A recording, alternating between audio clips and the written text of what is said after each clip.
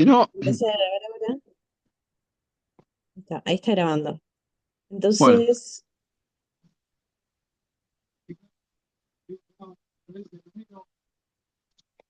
pusiste que se aceptaban automáticamente, ¿no? sí, ahí aparece, ¿no? La grabación. Dice grabando, pero la pantalla no. La A pantalla ver, no aparece. Ahí está, a ver. ahora sí. Ahora sí. Ujú. Bueno, listo. Bueno, perfecto. Bueno, Bueno, grabalo. empiezo, ya está. Bien, entonces, la idea de esta reunión es hacer un repaso de lo que es el protocolo de dengue que propuso María Casanova en el Hospital Municipal Presidente Derqui y que lo fuimos actualizando con el servicio de terapia intensiva y de emergencias para la nueva ola que se viene, que se estipula que va a ser el triple de lo que fue el año pasado. Así que ese es el protocolo y bueno, y es por eso que dijimos que se estipula que va a ser el triple del año pasado. El objetivo de este protocolo es optimizar los recursos para no colapsar, que es un poco la idea de identificar los casos sospechosos y hacer un buen uso de los recursos. Va a ingresar en este protocolo cualquier persona que tenga fiebre de 2 a 7 días de evolución, porque como sabemos la clínica del dengue tiene que ver sobre todo con fiebre, cefalea, dolor retrocular, astenia, mialgia, vómitos, artralgia, el rash maculopapular, que se ve en un 50% de los casos, pero sobre todo en primera infección, así podemos después no verlo, con una epidemiología compatible, o sea, en un momento en el que esté circulando dengue. Va a haber un 5% de los dengues, que lo vamos a ver si va a ser el triple año pasado, que después de la primera remisión, a los 1 o 2 días, va a repetir la fiebre por 1 o 2 días más.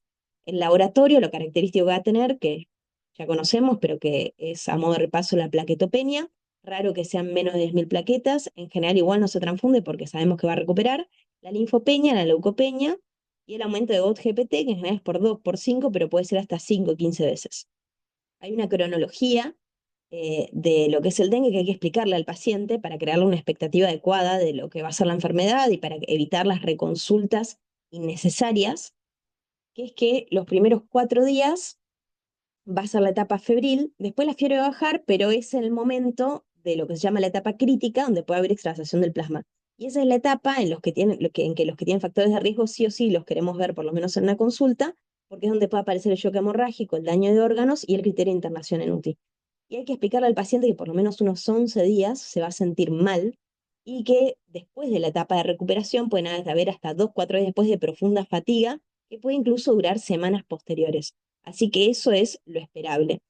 Las plaquetas van a bajar, o sea que tampoco tiene mucho sentido hacer laboratorios seriados de hemograma para ver cómo bajan las plaquetas. Lo que nos preocupa es si sube el hematocrito, porque eso nos habla de deshidratación y nos permite identificar al que está teniendo extravasación del plasma. O sea que por eso podemos llegar a pedir el hemograma y seguirlo, sobre todo en los pacientes con factores de riesgo, y ahora que todavía no estamos en un momento en que estamos colapsados por la cantidad de pacientes, los protocolos actuales estipularon que también en los pacientes leves les vamos a seguir haciendo laboratorio. Así que bueno, esa es la etapa que más nos interesa, el día 5 a 7. Con respecto a las serologías que vamos a tener disponibles en Derqui son dos. Una es el NC1, que es el primero en volverse positivo en las primeras horas, hasta 7 días después de la enfermedad. Tiene una sensibilidad del 90%, pero la sensibilidad baja cuando es una segunda infección, que eso hay que tenerlo en cuenta, que puede ser del 60-80%. A eso baja, o sea, baja, pero sigue siendo relativamente bueno. El IgM, en cambio, aparece positivo desde el día 4 y su aumento va a ser hasta 10, 14 días después, eh, y va a ser una cero conversión por 4 veces y se mantiene hasta 3 meses positivo. Así que ese lo podemos ver hasta mucho después, no va a tener ninguna utilidad en los pacientes que se hayan vacunado. En definitiva, si estamos al día 1 a 3 de fiebre, vamos a pedir el NS1, otra cosa no tiene sentido. Del día 4 a 6 podemos pedir los dos, el IgM y el NS1, y si son más de 7 días ya no tiene sentido el NS1, pedimos directo IgM. Eso figura en el protocolo. Así que también lo que se estimula en el protocolo es que va a ser demanda espontánea. Demanda espontánea no solamente va a dejar paracetamol, es importante que tome los signos vitales, que interprete si el paciente requiere estudios complementarios, que interprete si el paciente ya tuvo dengue y si está vacunado, porque entonces formamos una idea de qué tan riesgoso es el curso del paciente, sus comorbilidades, sus factores de riesgo y sobre todo la detección de los casos graves. Esa es la principal función del que hace demanda. Hacer diagnósticos diferenciales, porque lo que termina pasando en momentos de pandemia es que todo lo que es fiebre parece dengue y tenemos que en ese momento tener la lucidez de pensar también otros diagnósticos y pensar otras cosas si hay otro relato que no termine de cerrar, y dar tratamiento al paciente y darle pautas de alarma. Y hacer siempre la notificación epidemiológica con la ficha de notificación para que se conozca cuántos casos hay, haya un seguimiento. Yo ahí les hice una plantilla para que les quede, que después se las paso, para que puedan copiar y pegar y haya una atención rápida. Esa es la plantilla que les hice, después la miran. Y lo que es el rol del médico de shock room es la evaluación del paciente, la detección de banderas rojas y el pedido de estudios complementarios adecuados. Vas a ver tratamiento y pautas de alarma de alta si mejora, y también tiene que hacer la notificación epidemiológica con una ficha de notificación. Todos los pacientes que estén en shock room tienen que recibir un tool y tienen que recibir también OFF y bueno, la ficha epidemiológica, no hay que olvidarse no de completarlo. Así que tenemos definidos grupos, el grupo A, B1, B2 y C. El grupo A es el grupo verde, sin signos de alarma, sin factores de riesgo. Va a ser el 97% de los casos. Es importante que entendamos esto y también que se lo digamos al paciente, porque eso le genera otra tranquilidad, ¿no? Que el 97% de los dengue, va a haber una parte que va a ser asintomático, pero de los sintomáticos, el 97% va a pertenecer al grupo A. Es decir, que no va a hacer ningún tipo de complicación, que se va a sentir mal 11 días y nada más. Y lo único que tiene que hacer es no contagiar a otros para no seguir la cadena. A ese paciente, al día de hoy, por protocolo, le vamos a pedir hemograma y serología. Vamos a ver más adelante si todo colapsa, si se lo seguimos pidiendo y cuánto sentido tiene, pero por hoy lo que dice el protocolo es esto y vamos a completar la ficha epidemiológica. Vamos a hacer educación del paciente, explicarle que van a ser 11 días, que se va a sentir mal, dejarle paracetamol reglado, que no lo tome si tiene fiebre, no, sabemos que va a hacer fiebre, el paracetamol queda arreglado, 1 gramo cada 6 horas, le agregamos, por si lo necesita, igual hace fiebre, dipirona, 500 miligramos, hasta 4 por día puede tomar, si persiste con fiebre. Le vamos a decir que se hidrate mucho, le vamos a decir que tome 3 litros de agua por día, y ya le dejamos en esa consulta metoclopramida a gotas, que se absorbe debajo de la lengua, se ponen 30 gotas, hasta 3 veces por día, y nos evitamos una reconsulta, porque si empieza con vómitos, ya se pone eso y puede tomar el paracetamol, puede hidratarse, y no va a hacer ni lipotimias, ni síropes, ni deshidratación. Entonces, dejándole eso, ya lo dejamos bastante organizado, como para que el paciente se evite futuras reconsultas y pueda hacer reposo en su casa. Tiene que hacer reposo, le tenemos que dejar reposo, no es que viene a buscar una, no, hay que dejarle reposo a este paciente, lo tiene que hacer, y hay que darle también pautas de aislamiento. Tiene que usar off, tiene que usar cosas de manga larga, tiene que usar un tool para dormir, porque tenemos que evitar que se siga propagando el ciclo de contagio a través de la ADS shifting, ¿no? Y darle pauta de alarma al paciente. La mayoría, 97%, bueno, no va a tener nada de esto, pero si tiene algo de esto, tiene que reconsultar, que sería síncope, hipotensión. Difícil que él detecte su hipotensión, pero bueno, si tiene un tensiómetro y detecta que tiene menos de 90-60, tiene que venir. Anuria de más de 8 horas, o sea, si pasa más de 8 horas sin hacer pis, tiene que venir. Si tiene sangrado, que directamente lo hacemos venir. Si tiene dolor abdominal intenso, si tiene vómitos, pese al uso de metoclopramida, porque no va a poder tomar ni el antifebril ni tampoco hidratarse, entonces es preferible que ya venga. Si tiene una hemorragia digestiva alta, o sea, vómitos con sangre o melena, si tiene alteración del estado mental, sobre todo si lo nota la familia, y si tiene dificultad respiratoria. Si le pasa alguna de esas cosas, amerita una reconsulta y ya tenemos que verlo. Que se sienta mal, que le duela la cabeza, que tenga dolor retrocular, todo eso es esperable. Que tenga un rayo es esperable, pero bueno, todo esto ya amerita que venga. El grupo B1 es el grupo que no tiene signos de alarma, pero sí tiene comorbilidades.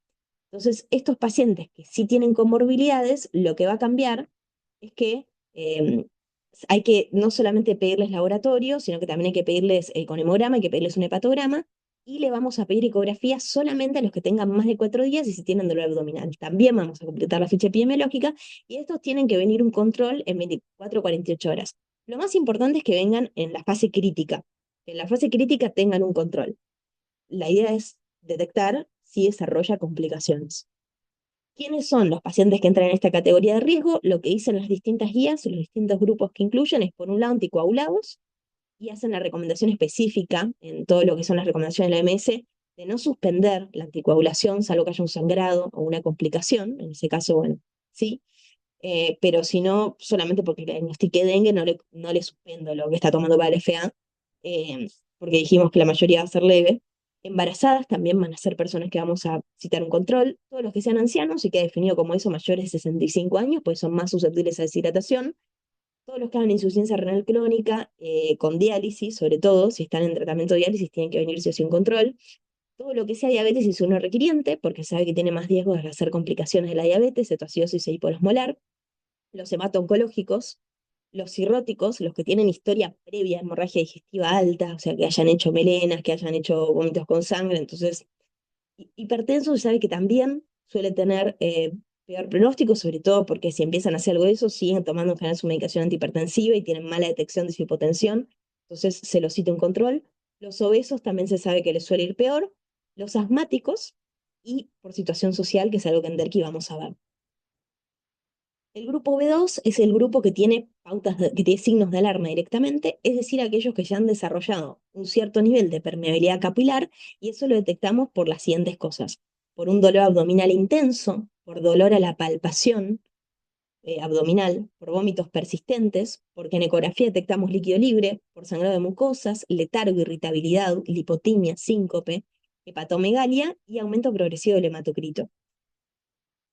Bueno, en este grupo no entra epistaxis, no entra gingivomorragia, no entra metrorragia y no entra malestar general. No es un signo de alarma. Igual, si la epistaxis, la gingivomorragia y la metrorragia son significativas y tiene 5 de hemoglobina, igual ya directamente no pasa a ser un grupo C, ¿no? O sea, si es significativo, sí lo tenemos en cuenta, pero vamos a ver bastante epistaxis, gingivomorragia y metrorragia y no amerita que sea considerado un signo de alarma, salvo que sea significativo. Le voy a tener que hacer un laboratorio para darme cuenta si es significativo, ¿no? Esos pacientes que ya tienen desarrollado algunos de estos signos de alarma, que me habla de que hay ya permeabilidad capilar, van a tener que pasar al shock room. En shock room lo que vamos a hacer básicamente es hidratación y antitérmicos. Básicamente ese es el manejo del dengue por shock room. Vamos a empezar con solución fisiológica, 10 mililitros kilo por hora. Y si hay comorbilidad o adulto mayor, que sabemos que puede llegar a haber mal manejo de líquidos porque el corazón tiene algún cierto nivel de deterioro de la FEI, entonces usamos la mitad, 5 mililitros kilo hora. Después de eso hay un protocolo que dice cómo seguir específicamente en mililitros kilo hora. Eso lo pueden mirar del protocolo, van a mirar cuántos mililitros kilo hora le tocan el protocolo y van a ir reevaluando. Y también lo que dice en el protocolo es cuándo va a haber mejoría clínica, que es cuando hay desaparición progresiva de los signos de alarma y remisión de la sintomatología, mejoría de los signos vitales, mejoría de la diuresis, mejoría del hematocrito, buena tolerancia a la vía oral y que recupera el apetito. Bien, y cuando es adulto mayor, desde los 5 mililitros kilo, acá progresa de otra manera el esquema de hidratación, que lo leerán cuando ya estén en shock room y lo vayan cambiando. Y finalmente el grupo C es aquel que ya tiene signo de gravedad, es decir, que ya dentro del espectro de lo que inició como permeabilidad capilar, ya estamos desarrollando un shock hipovolémico. Esto lo vamos a detectar porque el paciente va a desarrollar dificultad respiratoria, un sangrado grave, que en general no es petequias, epistaxis, hemorragia, sino que, o bueno, puede ser petequias, epistaxis, hemorragia si es muy significativo y hubo un descenso importante del hematocrito. Pero en general es melena, es hemorragia digestiva alta. Si hay hipotensión, que queda definido por una TAM menor a 65 milímetros de mercurio, eso lo definimos como hipotensión. Si hay un tiempo de relleno capilar de nada más de 2 segundos, si hay falla multiorgánica en laboratorio, si GOT-GPT está arriba de 1000 unidades por litro, o si hay líquido libre en la ecografía, o el lóbulo hepático derecho está aumentado de tamaño, o que para estar aumentado de tamaño tiene que medir más de 7 centímetros. Un aumento del hematocrito también, de más del 20% con respecto al valor de base, si es que lo tengo. Más del 50% es un criterio de gravedad y un parámetro que nos habla de una permeabilidad capilar importante, y una albúmina baja también nos habla de que probablemente esté habiendo una permeabilidad capilar importante. Ese paciente pasa a shock room y tiene que ser presentado a terapia intensiva. Es un paciente que tiene que tener monitoreo constante y que va a tener que tener una ecografía, va a tener que tener un laboratorio completo y va a tener que tener una placa de tórax. Lo que más se ve como sangrado grave dentro de lo que es el shock hemorrágico es la hematemesis en un 15-30%, la melena en un 5-10%, una metrorragia significativa en un 40% y en menor medida hematuria y petequias. Esto me habla de que está deplesionado el volumen intravascular y por eso tengo que hacer mucho hincapié en la hidratación. el nivel de disminución del volumen intravascular es tal en este caso que está afectando ya la perfusión. Así que lo que quiero hacer es mantener ese volumen intravascular adecuado, evitar la fiebre para evitar pérdidas insensibles y algo que vi hacer muchas veces, por eso lo aclaré, es que aunque sea hipertenso, a estos pacientes obviamente no les indico sus antihipertensivos, aunque sean su medicación habitual, porque lo vi hacer varias veces, por eso lo aclaro acá. En este caso empezamos con solución fisiológica 20 mililitros kilo y eso lo mantenemos por 1 o 2 horas, salvo nuevamente la excepción de pacientes añosos con insuficiencia cardíaca conocida o que hayan entrado directamente en edema de pulmón. Si entró en edema de pulmón no le voy a poner 20 mililitros kilo por 1 o 2 horas. Si hay mejoría clínica, ya paso a 10 mililitros kilo, que era lo que tenía de inicio antes, por 1 o 2 horas. Y si tienen mejoría, bajo a 5 o 7. Y mientras voy monitorizando el hematocrito cada 4 o 6 horas y el ritmo diurético, que tiene que ser mayor a 0,5 a 1 mililitro kilo hora. Eso también lo tengo que monitorizar como parámetro de ver que esté mejorando la perfusión y que esté respondiendo al líquido. ¿Qué pasa si no tengo ninguna mejoría? No mejoran los vitales, sigue empeorando el hematocrito, no tiene buen ritmo diurético. Bueno, entonces yo puedo pasar hasta 3 veces solución fisiológica en 15 o 30 minutos a razón de 20 mililitros kilo. Puedo pedir una evaluación hemodinámica a ver cómo está respondiendo el paciente a esos líquidos. Y lo otro que puedo hacer, lo otro que tengo que hacer es buscar un sangrado. O sea, buscar que en realidad esta falta de mejoría no sea porque le estoy diluyendo y él en realidad está sangrando y tiene una melena, por ejemplo. Entonces tengo que hacer un tacto rectal, tengo que indagar otra vez, a ver si no hubo caca negra, si no vomitó con sangre, si no tuvo hematuria, si no tiene metrorragia. Y si la caída del hematocrito es cada vez mayor, tengo que considerar una transfusión. Y eso es básicamente el protocolo. Así que bueno, muchas gracias por su atención. Esto lo vamos a subir a YouTube. No sé si hay alguna pregunta. Esa es la bibliografía. Igual está, no sé si Amanda me parece que está conectada, no sé si tienes alguna duda. Una lástima, porque quando eu abri meu teléfono já foi em final. Quando eu abri para ver as mensagens, já tinha terminado a classe. Perdão, Caro. Todo bien, no te preocupes. Bueno, voy a entonces Bueno, frenar la grabación.